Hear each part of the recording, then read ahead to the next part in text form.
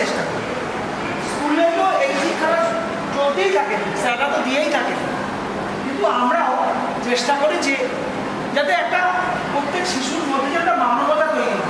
পড়াশুনো সবার সমান হয় না, সবাই ডাক্তার ইঞ্জিনিয়ার বা 100 পায় না, কিন্তু ভালো মানুষ হতে গেলে কিচ্ছু প্রয়োজন নেই, শুধু একটা ছোট্ট মনের দরকার আর ইচ্ছের দরকার।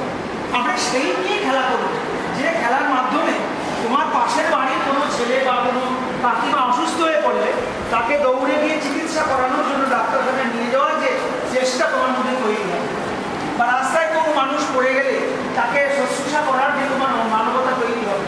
কোনো তোমার পাশের বন্ধু, তোমার স্কুলের যে সহপাঠী বন্ধু, সেই বন্ধুর কোনো খারাপ, সেই বন্ধু একদিন না খেয়ে এলে তার সঙ্গে যে সহকর্মীতা তৈরি হওয়া, এইটা আমরা আমাদের খেলার মাধ্যমে তোমাদেরকে তৈরি করার চেষ্টা করি। এটাই আনন্দ, এর মধ্যে আনন্দ তৈরি হয়। ঠিক আছে, আমাদের তোমাদের সবাই যারা তোমাদের প্রধান শিক্ষক এখানে আছেন, আর আমাদের মধ্যে আছেন বিশিষ্ট আমাদের সাংবাদিক শ্রদ্ধেয় পাচু গোপাল হালদার, উনি হাবড়া থেকে এসছেন আমাদের সঙ্গে, আমাদের এই কর্মকাণ্ডের একজন সহযোগী। আর আছেন আমাদের রবীন্দ্র নাট্য সংস্থার সম্পাদক আছেন, সদস্য তরুণ, আমরা কীভাবে করছি। এবার স্যারকে আমরা রবীন্দ্র নাট্য সংস্থার পক্ষ থেকে প্রথমে একটা স্মারক দেব, দেওয়ার পরে আমি ওনাকে এই অনুষ্ঠানের এই কর্মশালাটাকে শুরু করার জন্য তোমাদের উদ্দেশ্যে 2-4টি কথা বলতে হলো। আমরা রবীন্দ্র নাট্য সংস্থার পক্ষে একটি স্মারক তোমাদের স্কুলের জন্য স্যার হাতে তুলে দিলাম। রবীন্দ্র নাট্য সংস্থার পক্ষ থেকে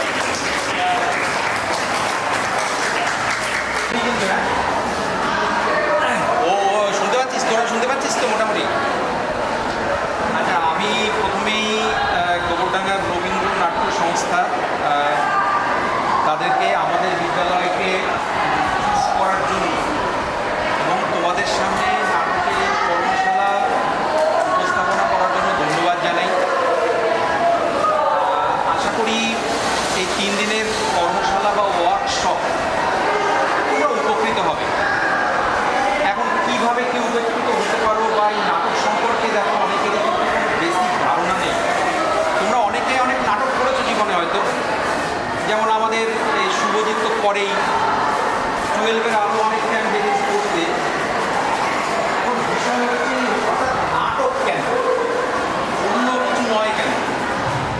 দেখো, নাটক হচ্ছে পৃথিবীর একদম প্রাচীনতম একটা আর্ট ফর্ম। একটা সময় নাটক থিয়েটারই ছিল আমাদের সমস্ত বিনোদনের উৎস।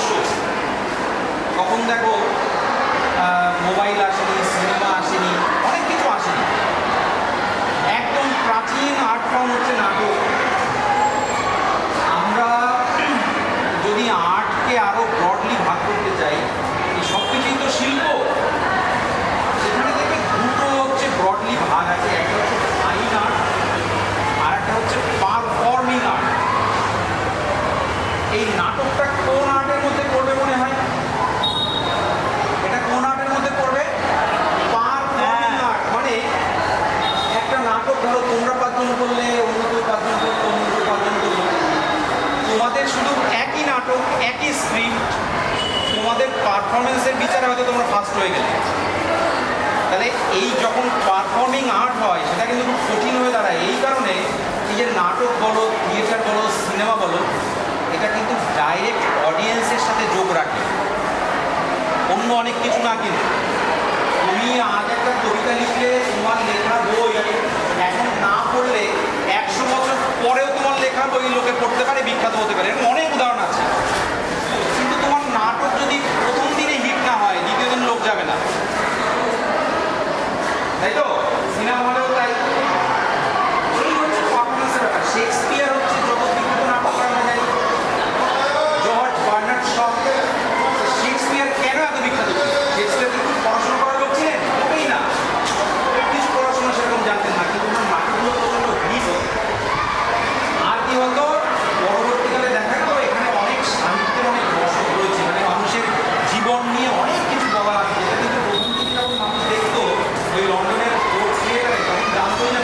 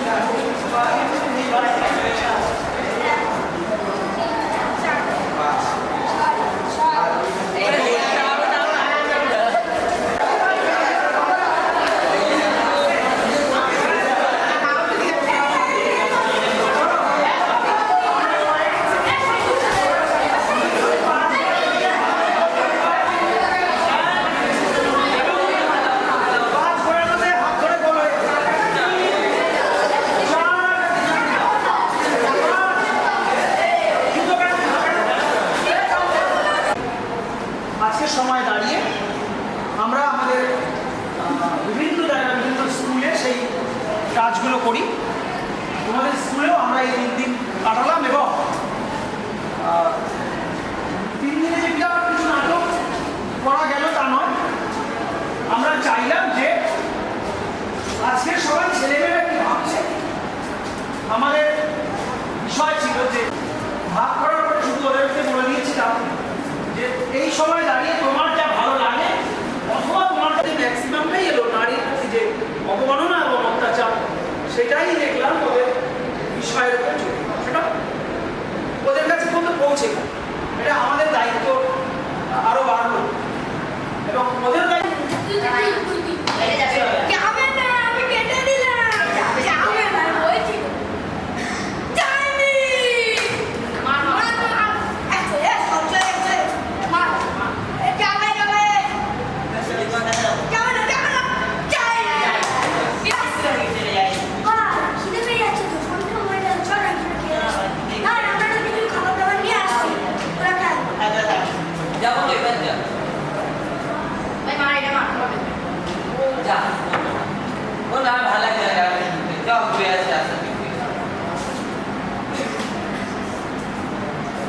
অসভ্য জানোয়ার, তোদের বাড়ি মা বোন নেই, তোরা এইভাবে মেয়েদেরকে রাস্তায় অপমান করছিস। আমাদেরকে জানার বলা একে ধরতে বলবো। অসভ্য জানোয়ার, ছাড় বলছি। অসভ্য জানোয়ার, ছাড় বলছি। অসভ্য জানোয়ার, বাঁচাও, কেউ বাঁচাও, বাঁচাও। বাঁচাও, কেউ বাঁচাও, বাঁচাও। বাঁচাও, কেউ বাঁচাও, বাঁচাও। বাঁচাও, কেউ বাঁচাও, বাঁচাও। বাঁচাও, কেউ বাঁচাও, বাঁচাও। চিল্লাচ্ছি না, এই মুখটা ধরতে বাঁচাও, কেউ বাঁচাও। চুপ কর। উঠে, বাইরে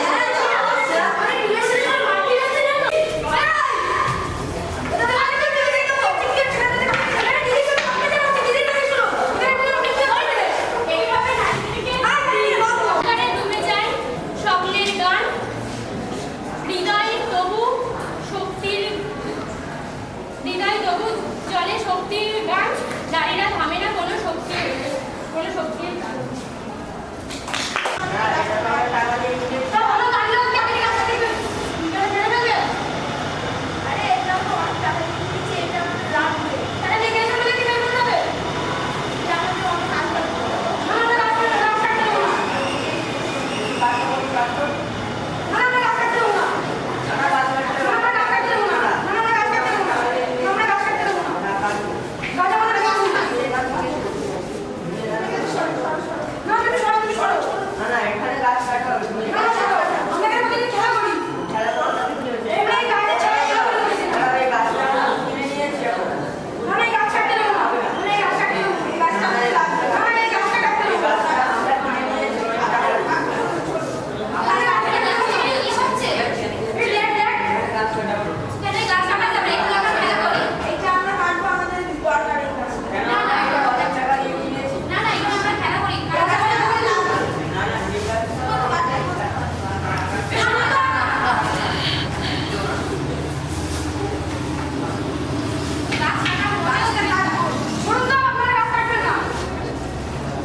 গাছ কাটা মোটেও উচিত নয়, কারণ গাছ থেকে আমরা অক্সিজেন পাই। গাছ আমাদের প্রচুর সাহায্য করে। গাছ থেকে আমরা ফল, ফুল, বিভিন্ন ধরনের ইত্যাদি জিনিস পাই। গাছে অনেক বিভিন্ন ধরনের পশুপাখিও বাসা বাঁধে। গাছ কেটে আমরা বিভিন্ন ধরনের আসবাবপত্র তৈরি করে থাকি। বিভিন্ন জায়গায় গাছ কেটে বড় বড় বিল্ডিং তৈরি করা হচ্ছে। গাছ না থাকলে পৃথিবীতে অক্সিজেনের পরিমাণ কমে যাবে। গাছ আমাদের বন্ধু, গাছ লাগাও প্রাণ বাঁচাও। উস্তাদ, ওই পাড়ার খগেন আমার কাছ থেকে 1 মাস আগে 1 লাখ টাকা ধার নিয়েছিল তার বউয়ের চিকিৎসার জন্য। সে তার বউ মরে গিয়েছে, কিন্তু সেই টাকা এখনো শোধ করেনি। কি বলছ? আমরা তো এখন জানতে পারলাম। সে কি? দেরি করছিস কেন? চল টাকাটা নিয়ে আসি। চলুন, নাহলে সে টাকা দেবেই না, আপনি না দেবেন। চল চল।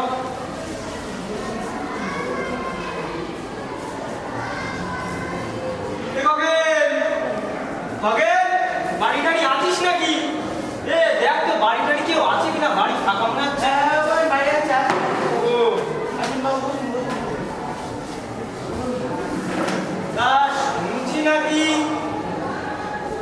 টাকা পয়সা দিচ্ছিস নে, যে টাকা পাই বউ মারা যাওয়ার সময় 1 লাখ টাকা নিয়েছি, টাকাটা এখন দিচ্ছিস নে, ব্যাপার স্যাপার কি বলতো তোর? আর বলবেন না বাবু, বাইরে বন্যার চাপ ফসল কাটেও উঠছে না। আমার মা মরা মেয়েটার মুখে দুমুখে অন্ন উপাতেই আমার কষ্ট। এখন টাকা কোথায় পাবো? সব কথা কি আমরা শুনবো? আমি কিছু জানি না। যখন টাকা নিয়েছি তখন মনে ছিল না টাকা নেওয়ার কথা? আমি কথা বলছি তো নাকি? ওই মা বাবুদের জন্য জল নিয়ে আয়। এসব নয়, বলো টাকাটা দে। মার্কেটের অবস্থা ভালো না। সময় দিন, আমি টাকা ঠিক দিয়ে দেবো।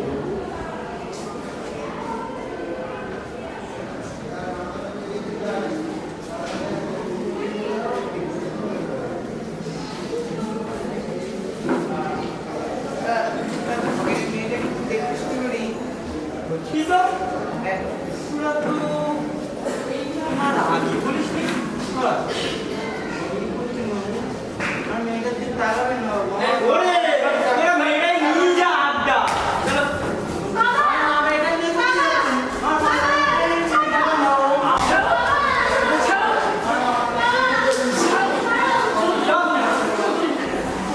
আপনি কি করছেন? আমার মা আমার মেয়েটা নিয়ে চলে যাবেন। টাকার ব্যাপার আপনার টাকা আছে, সবাই বলবে, টাকা অনেক দশ বারো ইচ্ছা আমি করে দেবো। কোনো সমস্যা নেই, আমি দিতে নারীর মুখে প্রাণ, তবুও নারী পথের বাইরে নেই কোনো দাম। নারীদের উপর দিকে থেকে অত্যাচার করা হয়েছে। আসুন আমরা বদলে যাই। আসুন আমরা একজন হই। যা অত্যাচারে হাবিলতে অনেক জনগণ দাঁড়িয়ে রয়েছে। এখানে আপনারা আসুন, কি বলছেন বলুন। শিক্ষকদের উপর অন্যায় অত্যাচার মানছি না, মানব না। শিক্ষকদের উপর হয়ে থাকা অন্যায় অত্যাচার মানছি না, মানব না। শিক্ষকদের উপর হয়ে থাকা অন্যায় অত্যাচার মানছি না, মানব না। আপনারা কি বলছেন বলুন। হ্যাঁ, আমরা শিক্ষকদের পাশে আছি। এখানে কি হচ্ছে? আপনি কেন বন্ধ করুন? এখানে আন্দোলনটা সরান। এখানে কি হচ্ছে এখানে? আমরা শিক্ষকদের পাশে আছি। আমরা শিক্ষকদের পাশে এসে দাঁড়াতে চাইছি। যে সমস্ত মানুষদের পাশে এসে দাঁড়াতে চাইছি, যারা দিনের পর দিন অন্যায়ের শিকার হচ্ছে, অত্যাচারের শিকার হচ্ছে। মানুষের সঙ্গে এসে দাঁড়াতে চাইছে। মানুষের পাশে এসে দাঁড়াতে চাইছে। যে সমস্ত মানুষেরা আমাদের ছোট থেকে আমাদেরকে শিক্ষা দিয়ে বড় করে তুলেছেন, আজ তাদের উপর অন্যায় অত্যাচার হচ্ছে। আমরা সেই সমস্ত শিক্ষকদের পাশে এসে দাঁড়াচ্ছি। যে কোনো শিক্ষকরা আজ হাজার হাজার শিক্ষক কর্মসংস্থানহীন হয়ে যাচ্ছে, বিভিন্ন দূরীভূত হয়ে যাচ্ছে, তারা বুঝতে পারছে না কি করবে। এমন মানুষ হচ্ছে যারা অনেক সময় সুসাইড করতে চলে যাচ্ছে। এইভাবে চলতে থাকলে যে জনগণের পদক্ষেপে শাসক দল না চলে একসময় সত্যি এমন পরিস্থিতি হবে যেটা ভাবার বিষয় হয়ে উঠবে মানুষের কাছে, জনগণের কাছে। যেটা সত্যি ভাবতে হবে, কিন্তু আমাদের ভবিষ্যৎটা কি হবে এটাকে নিয়ে ভাবতে হবে। আজ থেকে 200 বছর আগের যে কথা, ব্রিটিশ আমলের যে কথা, সেই কথা সত্যিই মনে করিয়ে দেবে আমাকে, আমাদের পরবর্তী ভারতবর্ষকে আবার মনে করিয়ে দেবে। ভাবতে হবে আমাদের দেশের ভবিষ্যৎকে, মনে করতে হবে সেই মানুষগুলোকে যে তারা কীভাবে আমাদের উপরে অন্যায় অত্যাচার চালিয়ে যাচ্ছে। এইভাবে যদি চলতে থাকে মানুষের পাশে থাকবে, মানুষের উপর বিশ্বাস হারিয়ে যাবে। তাই সেই ভবিষ্যৎ এবং সেই সামনের যে সময়গুলো সেগুলোকে নিয়ে আমাদের খুবই দ্রুত ভাবতে হবে। আপনার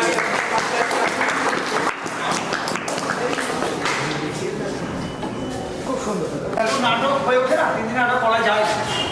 কিন্তু এটা ঠিক যে ওদের ছেড়ে দিলে পরে ওদের চিন্তা ভাবনাটা কোথায় আছে সেটা আমরা খুঁজে বার করতে পারি, এবং সেটাই একটা নাটকের মাধ্যমে, খেলার মাধ্যমেই করা হয়। আমাদের মধ্যে যারা এসেছেন আমরা একটু রবীন্দ্র নাট্য সংস্থার পক্ষ থেকে একটু সম্মান জানাবো, তারপরে 2-1টি কথা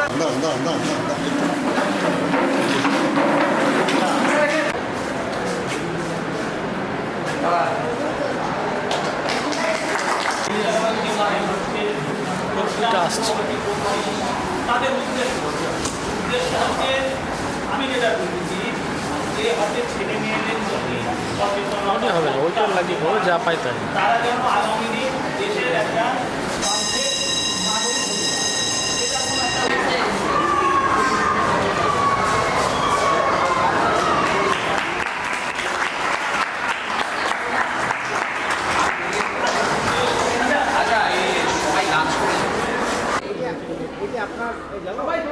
আপনাদের প্রশ্ন থাকবে কোনো? আপনার কতটা সার্থকতা ছিল আপনার আপনার প্রতিষ্ঠানে এটা হচ্ছে এটা নিয়ে কি বলবেন? আমি এই গোবরডাঙ্গা রবীন্দ্র নাট্য সংস্থাকে ধন্যবাদ জানাই যে তারা এই নাটক চর্চার যে ব্যাপারটা এটা বিদ্যালয়ের পরিসরেও ছড়িয়ে দেওয়ার চেষ্টা করছে। অ্যাকচুয়ালি আমরা নিজেরাও মনে করি যে পুঁথিগত বিদ্যার পাশাপাশি আমাদের যারা ছাত্রছাত্রী রয়েছে তাদের অন্যান্য যে প্রতিভার দিক, প্রত্যেকটা ছেলেমেয়েই কোনো না কোনো কাজে পারদর্শী। অনেকে হয়তো পড়াশোনায় ভালো না, কিন্তু তাদের এক্সট্রা কারিকুলার অ্যাক্টিভিটিসগুলোকে আমাদেরই বিকশিত হতে দেওয়া উচিত। তার জন্য নাটক একটা সহায়ক ভূমিকা নিতে পারে, কারণ পৃথিবীর একদম প্রাচীনতম আমরা যদি আর্ট ফর্ম বলি সেখানে নাটক অবশ্যই একটা গুরুত্বপূর্ণ ভূমিকা পালন করে। অভিনয় করলে বা নাটকের সাথে যুক্ত থাকলে এদের জীবন সম্পর্কে ধারণাও পাল্টে যাবে, জীবনে মূল্যবোধ তৈরি হবে, বা এদের পড়াশোনার ক্ষেত্রেও এদের পারফরমেন্স অনেক ভালো হবে বলে আমি মনে করি।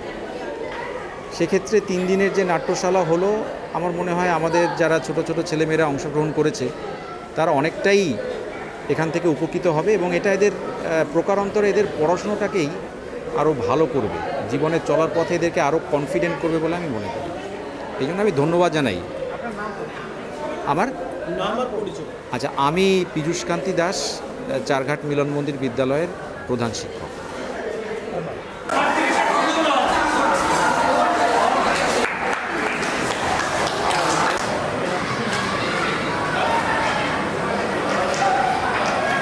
হলো 3 দিন। এই ওয়ার্কশপ থেকে তোমরা কী শিক্ষা পেলে? নারীদের প্রতি যেমন এখন বেশি অত্যাচার করা হচ্ছে সেটা যাতে আর না হয়, আর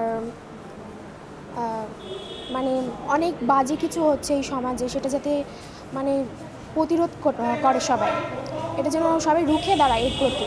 এটা আমরা বোঝাতে চাইছি যে সবাই যেন একজোট হয়ে এই যারা এইসব ভুলভাল কাজ করছে মানে ঠিক করার চেষ্টা করে, মানে সবাই একজোট হয়ে। রেহেনা খাতুন।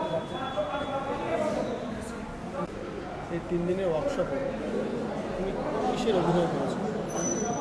আমি এই গাছ আমাদের এই যে গাছ কেটে ফেলা হচ্ছে, গাছ কেটে ফেললে যে আমরা কত পরিমাণে যে আমাদের অক্সিজেন কমে যাচ্ছে দিন দিন, সেই জন্য আমরা এই 3 দিনে ওয়ার্কশপ করেছি।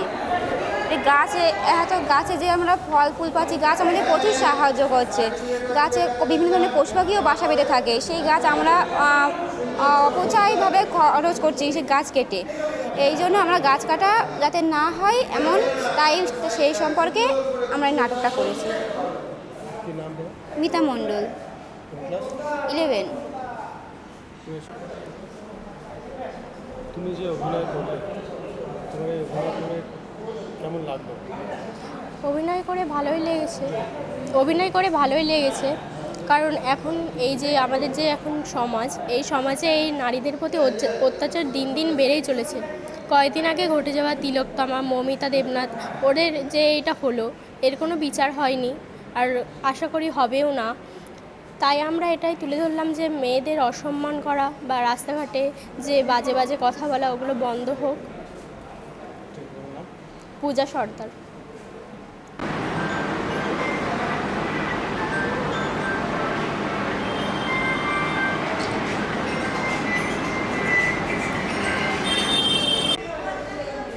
আজকে মূলত কি কর্মসূচি ছিল এবং কি উদ্দেশ্যে এই কর্মসূচির আয়োজন?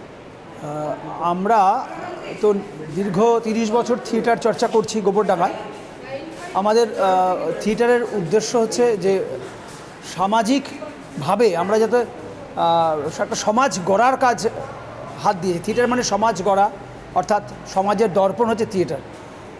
আর এই কাজটা করতে গিয়ে আমাদের মনে হয়েছে যে আমরা যদি ইন্টেরিয়ার যে সমস্ত স্কুলগুলো আছে গ্রামগঞ্জের, সেই সমস্ত স্কুলের ছেলে মেয়েদের কাছে যদি আমরা নাটকটা নিয়ে পৌঁছে যাই এবং তাদেরকে নাট্য প্রশিক্ষণের দেওয়ার চেষ্টা করি, তাহলে অন্তত তারা নাটকটা কী জিনিস যেমন জানবে, পাশাপাশি যে আজকের সময় দাঁড়িয়ে যে সমস্যা তৈরি হচ্ছে বিভিন্নভাবে, সেই জায়গা থেকে তাদেরকে সেই মতো করে গড়ে তোলা নাটকের মাধ্যমে গড়ে তোলা, নাটকের মাধ্যমে কোনো প্রতিবাদী কথা তাদের মাধ্যমে তুলে ধরা ইত্যাদির জন্যই আমরা বিভিন্ন গ্রামে গ্রামে স্কুলে যাই এবং এই সময় এই জুন জুলাই মাস আমরা এই কাজটা করি এবং তাদের মাধ্যমে আমরা একটা নাট্য প্রশিক্ষণ দিই, যেখানে একটা সচেতনতামূলক কিছু থাকবে, যেখানে সমাজ সচেতনতা থাকবে, পরিবেশ সচেতনতা থাকবে এবং তারা কিছু নিজে থেকেই ছেলেমেয়েরা এমন কিছু করবে যাতে আগামী দিনে তারা সমাজের যে বিভিন্ন সমস্যা তৈরি হচ্ছে তার প্রতিরোধ তারা গড়ে তুলতে পারে।